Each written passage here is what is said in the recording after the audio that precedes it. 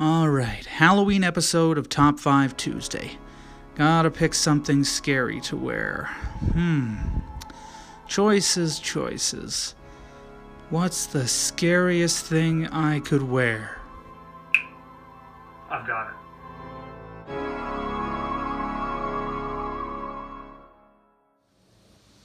Good morning, and welcome to another edition of Top 5 Tuesday. My name is Jeff Dick, and I'm going to take this off.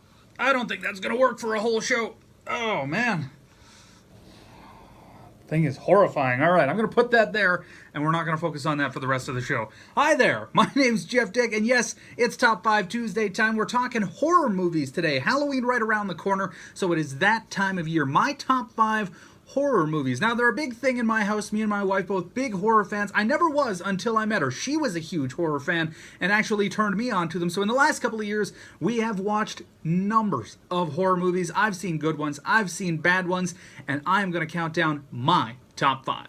At number 5, we're going to go back to 2015 for The Witch. I absolutely love this movie. Takes place in the 1600s as a Puritan family is kicked out of their colony over a religious dispute, so they are isolated all by themselves in this new world. They start farming, they live on the edge of the woods, but there is a force in that woods that they do not know about. There is a witch living in those woods, and the spookiness just goes up from there. Bad things happen to the kids. There's one daughter in the family who you're never quite sure if she has gone over to that dark side and become a witch, or if she is simply the victim of what's going on until the very end. Absolutely explosive ending. Just a great final scene. The Witch. If you're into horror movies and you've never seen it, you got to check it out. The Witch. That's number 5. At number 4, another movie that came out in 2015, and that is Bone Tomahawk, starring Kurt Russell. This movie's fantastic. Now, as a guy who loves horror movies but also loves westerns, this is great. There was the western horror movie, there's not a ton of them, but when they are done well, it is so good, and Bone Tomahawk is done really well. Pale Door,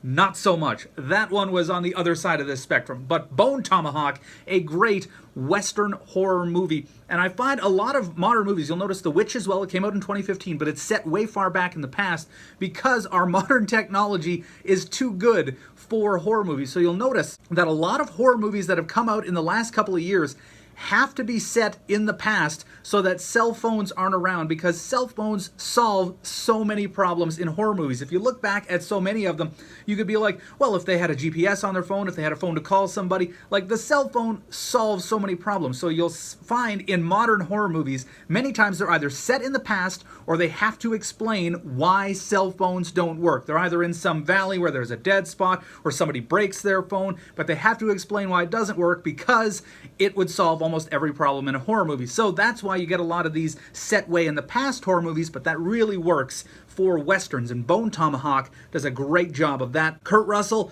playing an aging sheriff who's got to go out and save a couple of people who have been captured by a tribe in the area that turns out to be cannibalistic.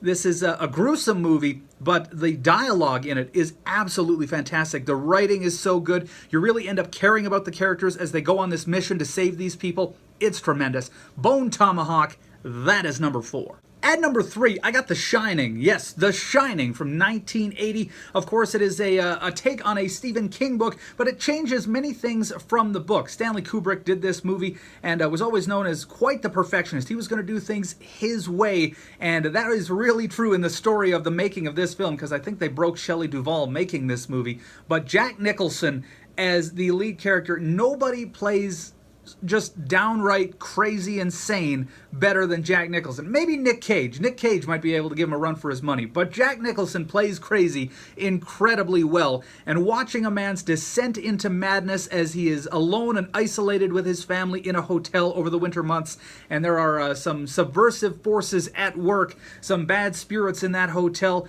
It gets absolutely incredible. And of course, again, the ending, that final scene, boy, that stays with you forever. The Shining, that is number 3. At number 2, we got The Thing from 1982. Another Kurt Russell picture, one I just saw again a couple of days ago, and one I could watch forever. This movie is incredible. The performances, so good. You've got a group of men who are isolated. Once again, they're down at Antarctica on sort of a research expedition, but they find out there's another team in the area that has dug something out of the ice, and that something turns out to be absolutely terrifying. It is an alien species that can perfectly copy the others around you. So it's that sense of fear of not knowing knowing who to trust, who's real, who's this horrible alien killer creature, and the practical effects in The Thing are absolutely incredible. Now, I find in the modern day, we get a lot of remakes. Now, this movie is a remake of a movie from the 50s, but they really did a great job with the practical effects to do things that there was no way they could have done in 1951. And the practical effects of The Thing are absolutely incredible. The monsters,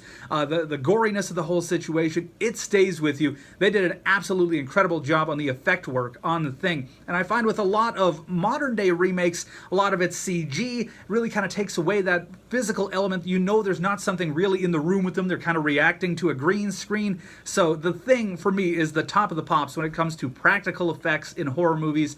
It's insane. Once you see that movie, so many of those images stay with you forever. The Thing, 1982, that's number 2 on my list. Number 1, it's gotta be The Exorcist from 1973. It was terrifying then, it's terrifying now. I know a lot of people who have seen this movie once and refuse to ever watch it again. When it came out in 1973, reaction was so strong. People were crying, fainting, throwing up in the theater.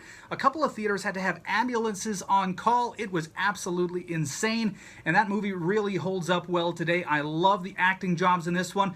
The character of Reagan, the little girl who gets possessed, played by Linda Blair, she does a great job with it. The two priests, Father Karras, played by Jason Miller, and Father Marin, played by Max von Sydow, two of the best performances you're going to see in a horror movie. I think Father Marin, played by von Sydow, might be my favorite film character of all time. He's so good in this movie. He does such a great job, and the ending, again, is so memorable in the fact that there is hope in that ending. Most horror movies have that hopeless ending. Once the movie comes to a close, you know that the bad guy has won and just bad stuff keeps happening, or they try to set it up for a sequel where you're like, okay, we're all okay, but no, he's still alive, you know, that kind of weird thing. But The Exorcist ending, despite the fact that bad things have happened, they do what they set out to do, and they save that little girl. It is a beautiful ending to what is a horrifying movie. The Exorcist, number 1 for me in every facet when it comes to horror movies. That is number 1. Thank you so much for hanging out and talking horror movies with me. I absolutely love them. This has been a whole lot of fun. Hope you have a very happy Halloween. Thanks for tuning in to Top 5 Tuesday. We'll be back again next week with a brand new one. I'm just going to get this mask out of here. I put it down there, right? Maybe Troy knows where it is.